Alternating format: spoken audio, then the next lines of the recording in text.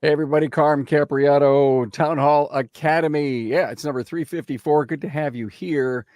We are going to talk about, I think, one of the biggest topics leading into whatever we may consider the fall or the downtime or what the heck, maybe even a potential recession. And we're going to talk about deferred work. I am with one heck of a group of shop owners here. In fact, ironically, they're not only shop owners, they're also business coaches. Let me introduce them to you. With me is Bill Greeno, President, Quality Automotive Servicing out of Truckee, California since 2009. Hello, Bill. Good, Carm. How are you? Glad to have you here. Nevada County Planning Commissioner. When did that happen? 2020, in the middle of the pandemic, yeah. The shop's in Truckee, but what, do you live in Nevada? Nevada County. We were Nevada before that state over there was, by the way. I got it. So Nevada County is in California. Yes. Interesting. You just learn all this stuff as you go. Thanks for being here. Also, an elite coach. Jaron Kleber is here, National Sales Manager, Repair Shop of Tomorrow. Hello, Jaron. Hey, Carm. Good to be back with you and excited for this panel. Saw you last week at Apex. Yes, we were there. Long week as always in Vegas, but a lot of good stuff. And the industry is buzzing and moving in the right direction. So it's really exciting. Sure is. Thank you. Tom Schearer is here, President, Schearer's Sales and Service, Allentown, PA. Hello, Tom. How are you? I'm good, Carm. Thanks for having me here. Oh, I'd love to have you here. Thank you. And also a coach with 180 Biz and our friend Rick White. Yes, sir. How cool is that? Before we move on, I do want to talk about our great sponsors and together with Shopware. Now, don't wait for month-end surprises when it comes to your numbers. Stay on top with advanced analytics from Shopware. Compare metrics anytime, eliminate guesswork, and make data-driven decisions for your automotive business. Explore at getshopware.com. And are you up to date on your training? Well, Delphi Technologies is proud to offer over 30 courses run by ASE certified technicians for professionals. Turn to the OE aftermarket supplier with over 100 years of experience. Inquire today. Talk to my friends at DelphiAftermarket.com. Hey, if you're watching on YouTube, please subscribe, give the video a thumbs up, and thanks.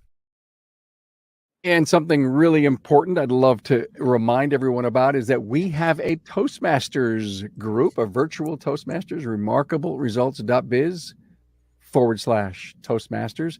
We'd love to have you join. It's a twice a month gathering. Trust me, you will become a more confident and a better speaker. Guys, thank you for being on here to talk about deferred work as a sales growth tactic. A couple of things that I believe our audience wants to learn about, and I'm curious about, that there's a lot of concern about the future as it relates to consumer spending. So literally have this built up bank, if you will, of opportunity because there's a lot of pent up maintenance that's necessary. And affordability is key to consider since, as I think about the consumer, I saw this stat from the Department of Labor. Savings is down 1% in the last 6 months, money that people are savings, and that more people are living paycheck to paycheck. And we're in a situation that's unlike the COVID boom, as we called it. We're sitting on a goldmine of knowledge of deferred work since it sits inside of our shop management system. CRM systems can help support this effort.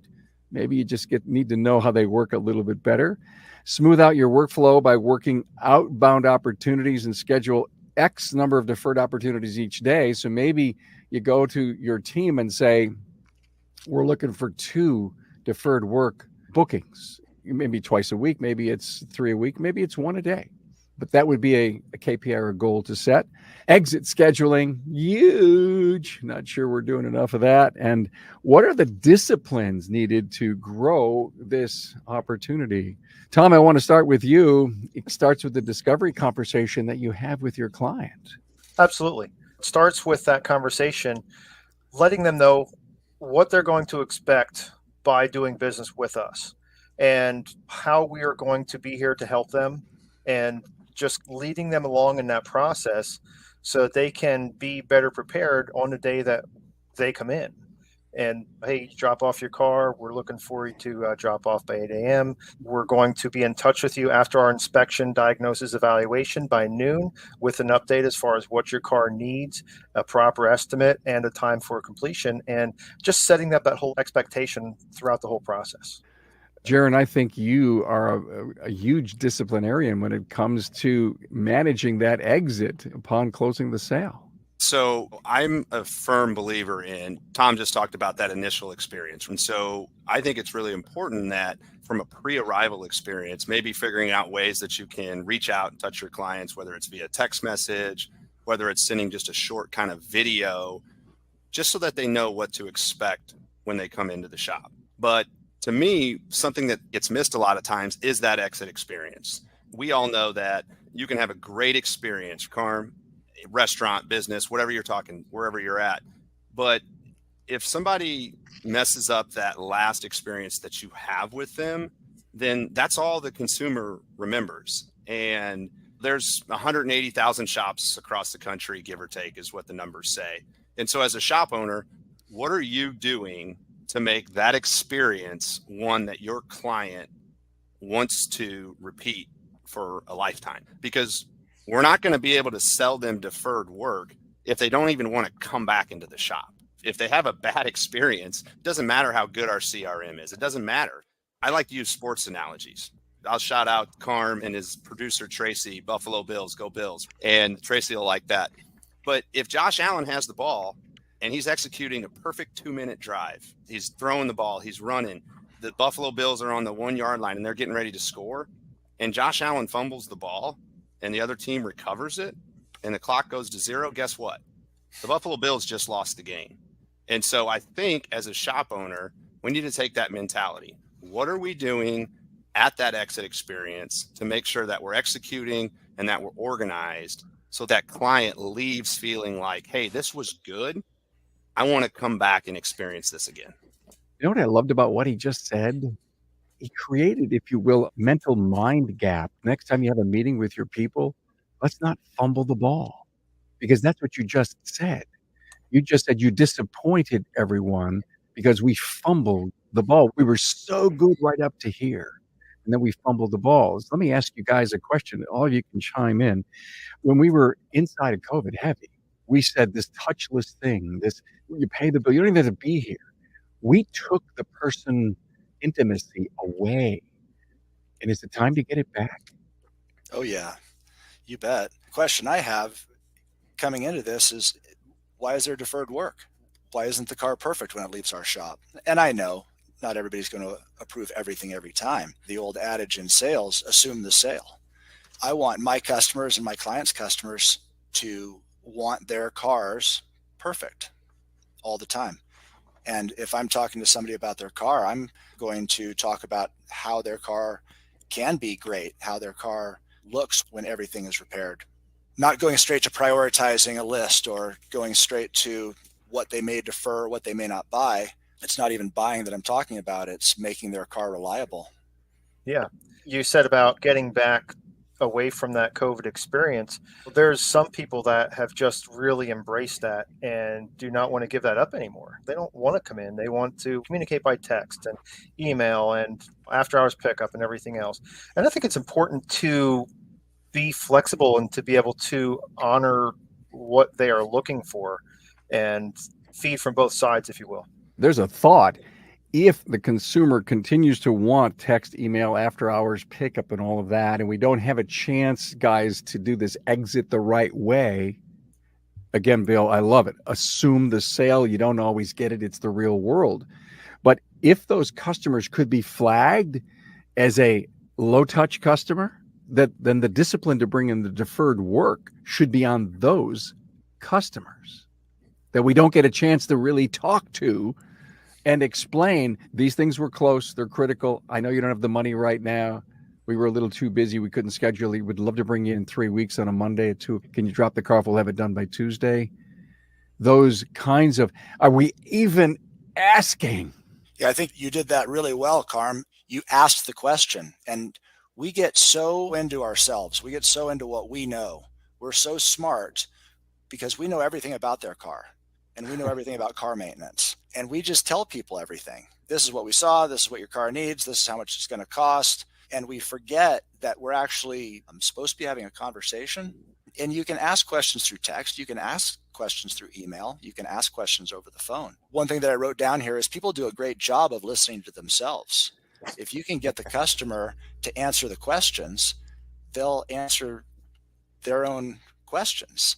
Yeah, I think that's a great point. I've been in a sales capacity throughout my professional career, 15 years in the automotive industry.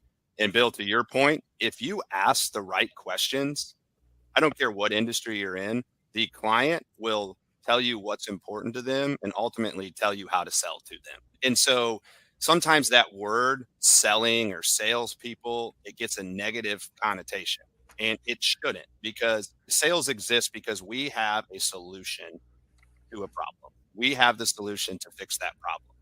But we need to be able to listen to their concerns, repeat their concerns, and ask open-ended questions and really get them talking, because they will tell you what's important to them. And when you focus on what's important to your client, that allows them to trust you, which ultimately allows them to buy more services. Absolutely. That is so on point, Jaron. And deferred work is not only our greatest asset, it's our greatest liability as shop owners. Because if somebody leaves my shop without a safety item, I have blown it. That's on me. I always tell people, when things are dicey, put yourself in front of the judge. And if the family went down the road and had an accident because something they deferred, they're going to sue you, even if they deferred it. That's what the lawyers do. They sue everybody. And what's the judge going to do? He's going to have to think about whether or not and how much liability you had in this because of deferred work. And we call it sales, but it's really education. It's educating the customer so that they understand the best way to have a great investment in their automobile, reliable investment, safe investment. You know, I have a friend, Brett Beechler from Peoria, a shop owner, and he did an episode with me about his long-term maintenance and scheduling the appointments, just like Dennis. You can't get out of the seat unless you schedule 6 months down. They've gotten so good at this. And frankly, I want that. I don't want to have to think about it. I'm going to leave with a date. If it works for me or not, I got a date. And his whole concept is to help consumers realize that he can help them get 175 to 225,000 miles on their vehicle. And when you think about the sales process that you guys are all kind of talking about, sit down with your team and say, how are we going to do this? Do we ask the customer, does he like new car smell? Think where that could go. And have you ever said no? Anything wrong with the plumbing at home? I bet you get 50% yeses. Is sink running slow? I mean, if you think about how life can compare to the safety reliability of the vehicle, there's so much fun you can have with that. Yeah, for sure. And the exit scheduling side of things, in all honesty, our company's not the best at this. It's a work in progress. But the people that we do work that out with, they love it. It's a responsibility that we have to help them stay on top of their maintenance on their car and their deferrals and things like that. So it's a huge way to take that burden off of them and put it onto us. Guys, Bill, just let me set the next segment up. I would love to talk about the how. How do we use CRM? What's our discipline inside? Let's jump into that. But Bill, go ahead. That's a great segue, actually, because as we're talking about all this, I'm realizing and remembering what we talked about earlier is there's people out there not inspecting vehicles. There is no deferred work at their shop. They don't have inspection methods. And I'm actually asking right now to anybody listening that has a shop in Long Island where my daughter can have a preventative maintenance inspection done. She's currently buying a water pump and there's no inspection happening. In fact, I told her to make sure she gets a belt because that belt has been soaked. It was not on the invoice. Oh, no.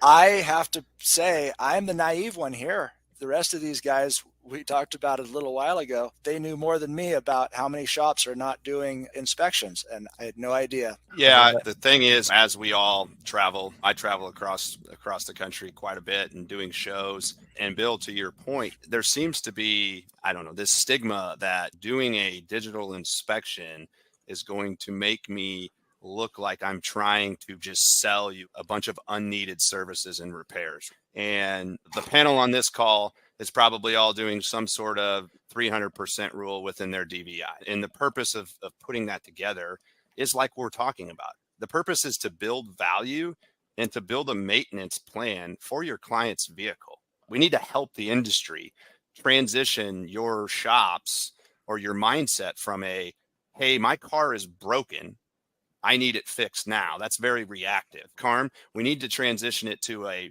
proactive maintenance style facility, because this is their second biggest investment in most people's lives. Carm, you said it earlier. People are living paycheck to paycheck. It's up to us to educate the consumer, let them know what's going on with their vehicle. And we have to do that. We have to do that through a digital inspection. It's not about losing that personal touch. I hear that all the time. Well, Jaron, my clients come to me because I have this personal relationship and touch with them. I don't want you to not pick up the phone and call them, but I want you to use the technology that's available to you to enhance that client experience. So we're not saying use digital inspections, use text messages, and never call or never talk to your people, your clients. Now, again, some people want that type of environment, so we need to have some sort of balance and maybe like make sure we're always just meeting our clients' expectations. But at the end of the day, digital vehicle inspection, selling deferred work, this isn't stuff that we need to prepare for the future. If you're not doing it now, then quite frankly, you're just in the past. You're not in the present. And we have a responsibility with them too. It's our responsibility to keep that vehicle safe, reliable, and efficient. And how are we going to do that? It's not by fixing broken cars. I do want to jump into some disciplines, some hows to get this done, but I couldn't help but think that if you go to a shop owner, and we know that's a large category of people who listen to this show to come here for business acumen, and you're not doing DVI. I don't know how I could best explain, based on what I heard from you guys, was when you go to the doctor, I don't know, do you have to be 50 and then they want you to go every year? I don't know what the number is. I don't remember. I'm not there yet, so I don't know. All right, so you wouldn't know. Okay. I don't know, Bill, I don't want to pick on you or me, but I'm at that I have to go every year thing, right? Okay. When you think about going every year, there's a level of comfort in knowing, why does the doctor squeeze my ankles? I asked him one day, there's a lot we can tell if you're holding water and what's going on there. Pressing over here. He's doing all these things and you just think he's going through motions.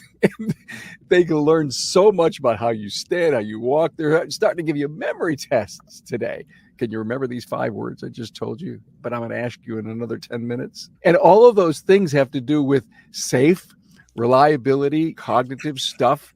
What's the difference in the vehicle that takes us to our job, earns us money, keeps our kids safe, makes the kids happy because we're soccer moms? I have a problem hearing the excuses that are coming from certain shop owners that say, my guys won't do DVIs and my customers won't care. And if we wanted to lift our industry and our companies into a level of professionalism, which you guys are all at and continue to work hard at, why would someone not want to have the DVI and then ultimately, Bill, take that into the deferred work category and work it? Yeah, gosh, you throw me under the bus on that question because I don't have an answer of why someone wouldn't want to have an inspection at their shop. It is really interesting. And whether it's digital or not, you could do it with a piece of paper and a telephone. Sure. That's not an issue. Those of us who have experienced the world of digital appreciate the opportunities that it has opened up to us with the ways we can communicate with photos and videos. I think when you ask about the how, it makes me think of a story that just happened at my shop. And there's a vehicle from Palo Alto coming up over Donner Summit, which is 6,300 feet, big pass coming up from sea level, Palo Alto. The owners are driving an F-350 Ford Dually with horses that are on their way to Kentucky to a horse show. So these are probably expensive horses. I'm just going to guess that. Completely air-conditioned trailer with the whole shooting match. They lost a coolant hose coming over the summit. Car ended up here, truck ended up here. When it got here, we did our inspection and we found that the pad on one brake, front brake, was gone. They were into the caliper pistons. And on the other side, the caliper had actually melted. The seals had melted behind the brake pad. Turns out the shop that it came from did their inspections. They didn't find out how the customer uses this truck. What I'm going to say here about how we do it, we have to learn about our customers. We have to get curious and tune in and ask questions. Somebody's driving an F-350 dually. Why? Oh, well, we have horses and we drive across the country with them. Oh, you drive over the Sierras and the Rockies. So is 4 millimeters of brake surface for the dad who drives back and forth from work in town? Sure, we'll do that the next time it comes in for a service. No problem. But 4 millimeters on a F-350 pulling tens of thousands of pounds, tons of weight, that truck is getting brakes now. The coolant lines, truck's got 100,000 miles on it, rubber hoses, and those haven't been replaced. I think the point I'm trying to make here is we have to involve the customer in a relationship where we actually are interested in how they use their cars.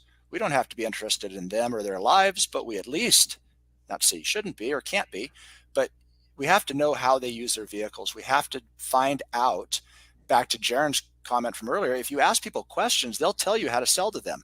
Or you could put it another way, if you want to take the word sale out of it, if you ask questions and you find out how this person uses their vehicle, you can make the right recommendations.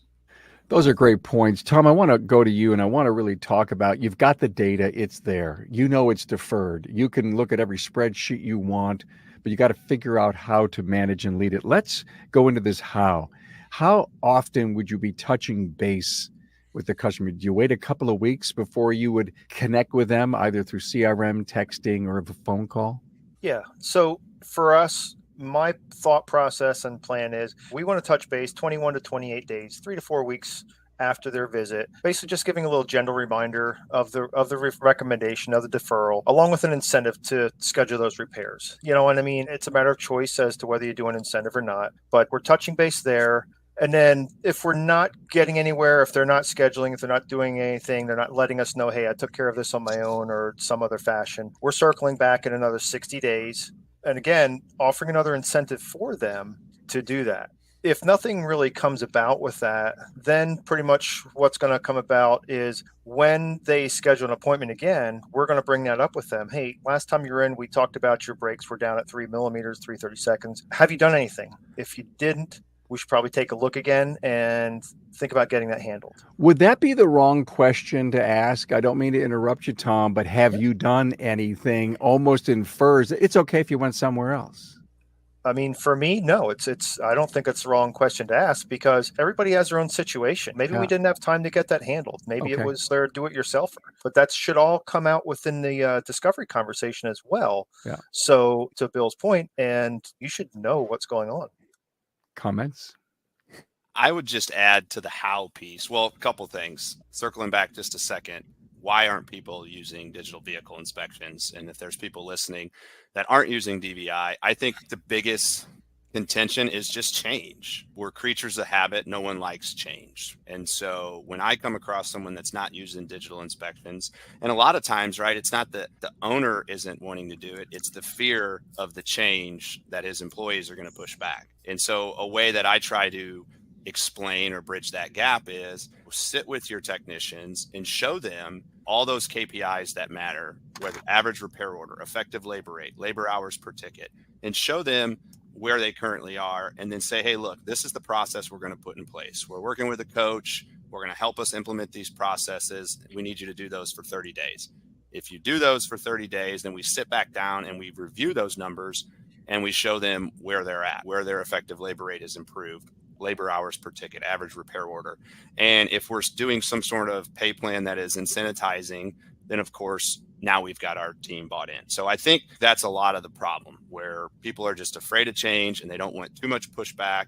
And they feel like maybe the technicians, because of the state of the industry we're in, have a little bit, maybe too much control over the business. I think that's maybe one thing that holds up people from doing it. The how do we mine that data? How do we use that data? CRM, of course, we're making our recommendations in our shop management software and we're letting our CRM pick that up. Tom, I love that you're communicating back out 3 weeks. There's nothing wrong, like you said, offering someone an incentive to come back and get that work done. One thing that we really try to focus on a lot with our CRM is we are retention, right? We are constantly doing retention-based marketing, and we are touching our best clients every 30 days. And so not only are they getting their reminders from their CRM software, they're constantly getting, whether it's on Facebook, whether it's on email, whether it's direct mail, they're getting our information put out in front of them, right? So that when they get that text message and they see that it's time to get those brakes replaced, right?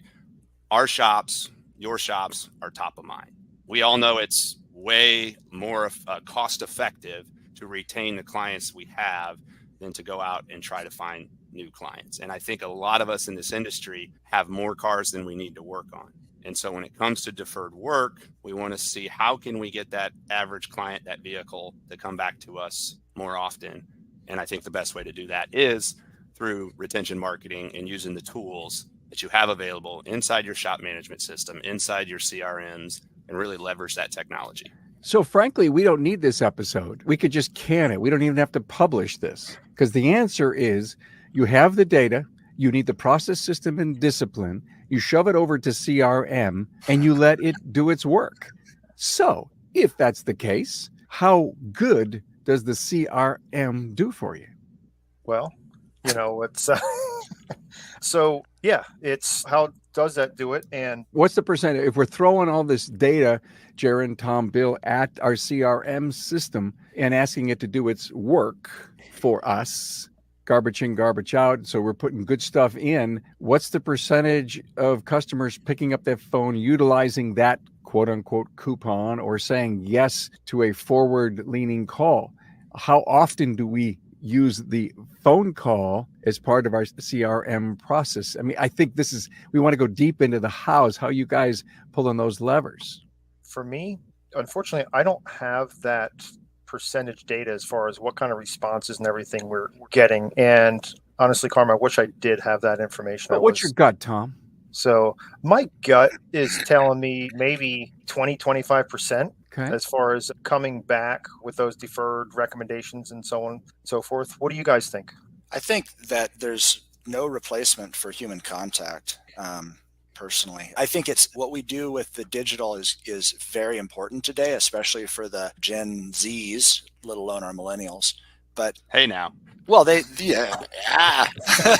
I do? They use technology more than we do, right? The baby boomers and the Xers were probably more about human contact. That said, my millennial service manager, Maggie, has huge wins with phone calls all the time. I think that the digital end is a maintenance level, and it sets up the conversation. So if we send them the DVI, and this is a big part of my how, when you send them the DVI, you need to call them up and ask questions, not tell them things. You just told them everything you needed in this inspection. Ask them, hey, did you get the digital inspection? Yeah, I got it. Or no, I didn't. Oh, if you go to your email, you'll see that there's a link there. And if you tap on that, you can see the inspection. Would you like me to walk you through it? Can I tell you about what it says? Can I explain what this means? These are red, these are yellow, these are green. Do you understand what it means here that your brakes are red, they're at 2 millimeters? Do you understand the consequences of continuing to use these brakes, right? I mean, this is asking an affirmative question as opposed to, do you understand what this is going to cost you if you don't fix these things? That's a threatening question. That's not going to work. Or, hey, these brakes need to be replaced. See that red 2 millimeters? That means they need to be replaced. We can do that today. Well, you're backing them into a corner. You're talking about, Bill, you're talking about the DVI that just happened today. Yeah. Because I don't think any normal shop would let a brake job leave, something that's that Sure. critical leave. And that's a great question. But say that there is, say, a loose suspension somewhere and they just didn't have the money, but you can't let it go much more than 2 or 3 more months before something critical could happen. Again, all the additional costs that a loose front end would have on a vehicle. And to me, that those are the talking points that happen post I didn't want to spend the money. And within 21, 28 days, up to 60 days, and having that CRM churn. But Bill, he brings up such a great point. There's nothing that takes the place of that personal phone call. Here's the point, guys. If the CRM isn't, we should have had a CRM expert come on so that they could really help us with it and bring some stats. And maybe we will. Maybe we'll have a follow-up on this episode by bringing in 3 CRMers that, they sell the software and they can tell us the stats. But Jaron, you guys are so big at RSOT on processes systems, big. And I would imagine that the deferred data has a place in some kind of procedure. After this particular time, we let CRM do its churn. Now we have to make that phone call. Retention, wanting the customer, building loyalty, and the whole safety side of it. Yeah, I mean, again, processes, right? That's extremely important. And it goes back to kind of what we talked a little bit earlier. It's the technology is great, but to your point, Carm, picking up the phone and interacting with individuals, that's what allows you to build that trust and to get that client to come back in.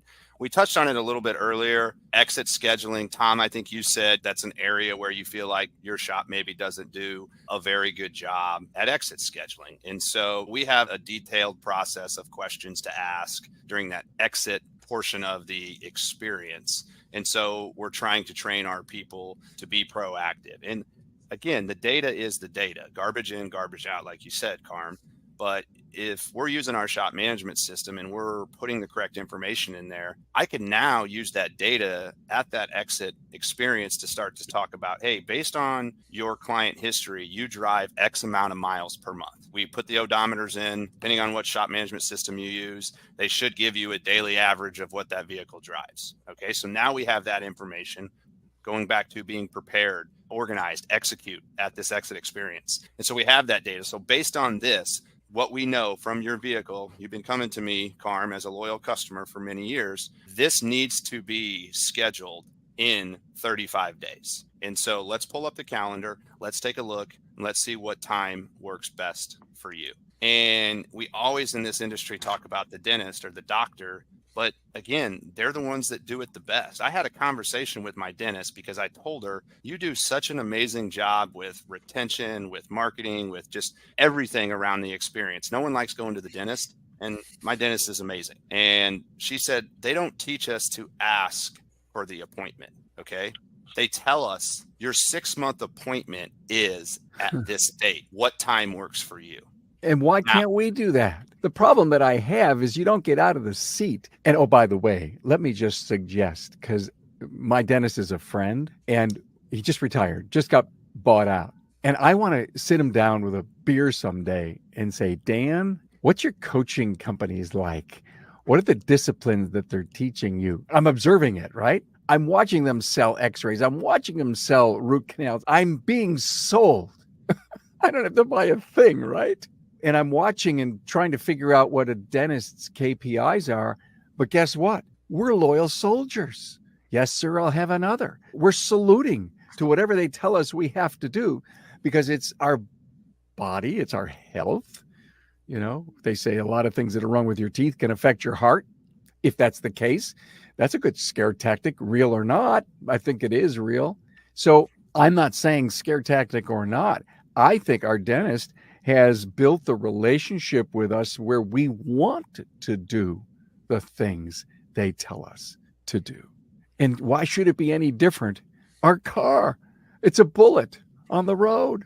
Well, it shouldn't be. And again, it goes back to, I can't remember, Tom, if it was you or Bill, right? But I think it was you, Tom, setting that expectation when that client comes in, right? And letting them know this is the experience that you're going to get. This is how we operate at XYZ Automotive. And then following that up with the professionalism of a digital inspection with pictures, with videos, with animations, and really taking the professionalism to another level where they do trust you. You are the expert. So to your point, Carm, can we get to a place where we just say, this is when your next appointment is? I think if we build the trust and the experience is valuable and it's one that they want to repeat, I don't think we're that far off from being able to do that. And I think both of you as shop owners probably have clients today that will absolutely say, when do I need to bring my car back in? And you're going to tell them and they're going to just schedule it and be there. To that point, and to, I guess, give a tip of the hat to technology, I can't believe that there are still shop management systems out there today that do not allow you to pre-book the next appointment. That's a big challenge out there that we have.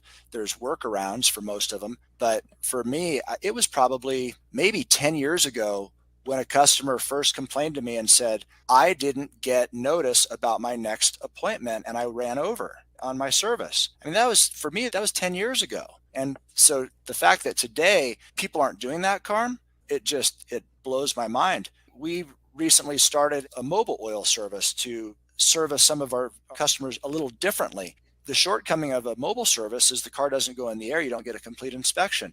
You would be amazed how many people our customers, avoid the convenience of a mobile service so that they can get a complete inspection. We've educated the customer over time how important this is, and they've obviously seen the fruits of it. So even if you think somebody's maybe upfront not your customer, or they're not a buyer, or they don't take good care of their vehicle, to me, that all comes back to the shop. What's the shop not doing? Is the shop not inspecting the vehicle? Is the shop not selling the work, educating the customer, following up every 30 days, setting the expectations, like Tom said, up front? This is the way we do it. And planting in people's brain that this is like the dentist. It's happening. That's already happening in the industry. I know it's happening in Truckee. Yeah, for sure. And along the way, we just going back a little ways, we talked about preparing our customers for the consequences. And what we're instituting with us is, we always talked about the C's: complaint, cause, correction. We're actually at the 5 C's now: complaint, cause, correction, confirmation, and what's a consequence for not doing it. And when you're following up, it's perfectly fine to talk about that consequence of what's going to happen. It doesn't need to be scare tactics. It doesn't need to be forceful and everything else, but this is what you can experience by not addressing this in a timely fashion. Guys, I have fallen in love with this episode as far as the wide-ranging discussion points here we have covered. I think we nailed it as we circle the wagons in this discussion. My personal big takeaway, and I want each of you to do a summary here in a moment, but if you are my client, no, Tom, it was Bill who said this, or maybe Jaron, this is how we do it. To me, there's a takeaway, there's a quote. You are our client.